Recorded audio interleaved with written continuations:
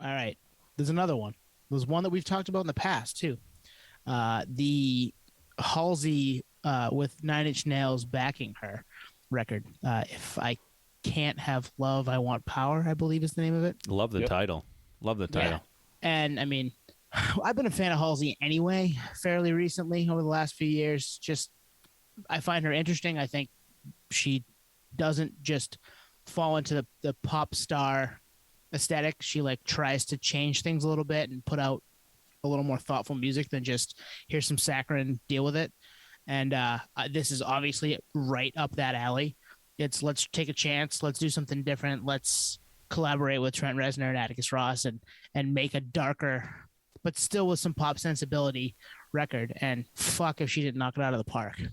Oh, 100%. And for me, I'm a late bloomer on Halsey. So for me, anything associated with Trent Reznor is kind of like a stamp of approval, really. You know, it's like if she's worth collaborating with, it's obviously something worth checking out. So I know that is somewhat sellout for me to say, but at the same time, like, you know, I didn't know her, so it's an extra vouch. And, you know, actually our topic tonight is albums we've never heard. So it kind of goes along with that. Like, you know, this is out there. She's collaborating with a mastermind in the music industry. And his sound is definitely in the background, like straight up on the intro, right? That's like, is it Closer that comes to mind? Yeah, there's a Oh, couple of those. There's a couple times when I listen to it, I'm like, oh man, I hear this. This yeah. sounds like a Nail song, Yeah. but Halsey's singing over it, which is fucking badass.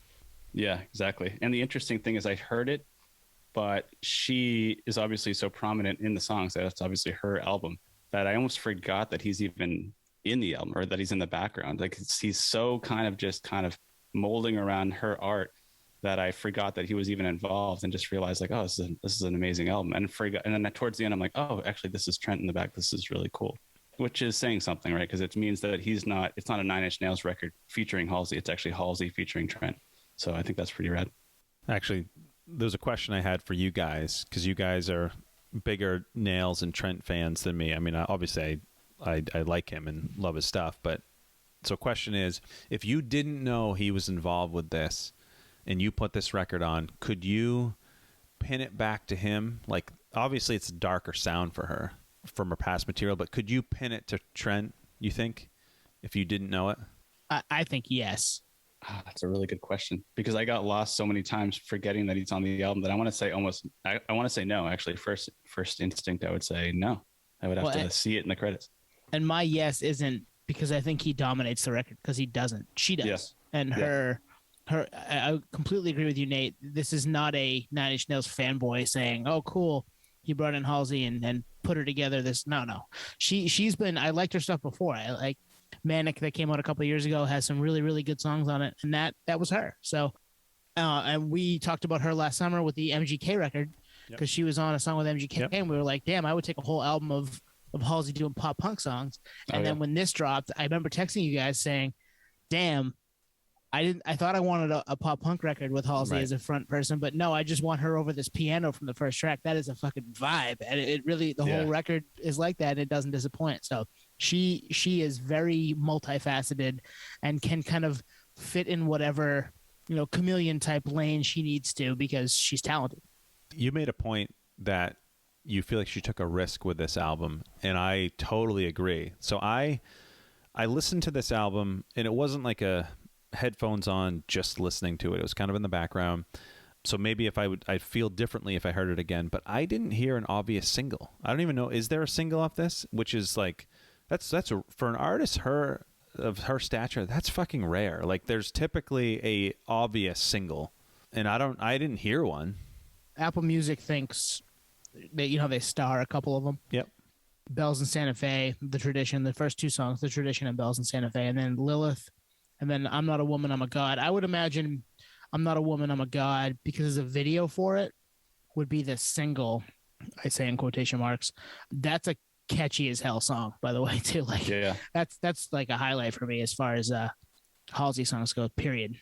Wow, that just made me think now. Like maybe it's the death to the single. Like you just don't need one anymore because it's just not something that's really needed. Like terrestrial radio is essentially dying. So maybe you need a single for Sirius XM, but not even, right? You just play a deep cut.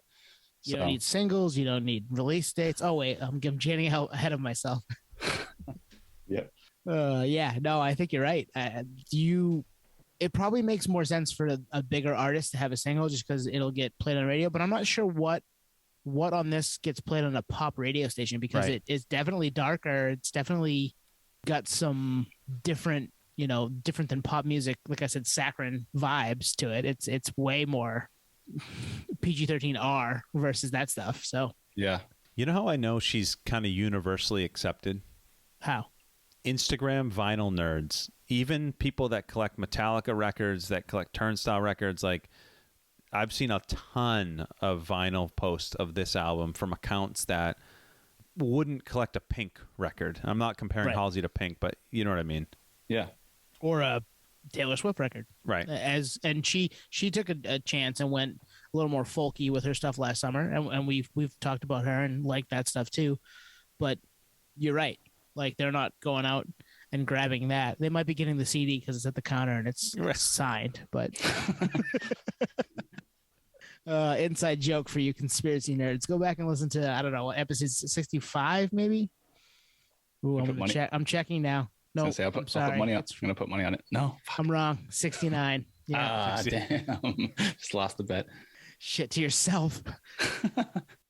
But yeah, damn good record. I will probably listen to it again when we're done tonight. I've listened to it probably the most of these records that we've talked about today. And the next one that we're going to talk about is just too long to listen to in one sitting. So that's probably why.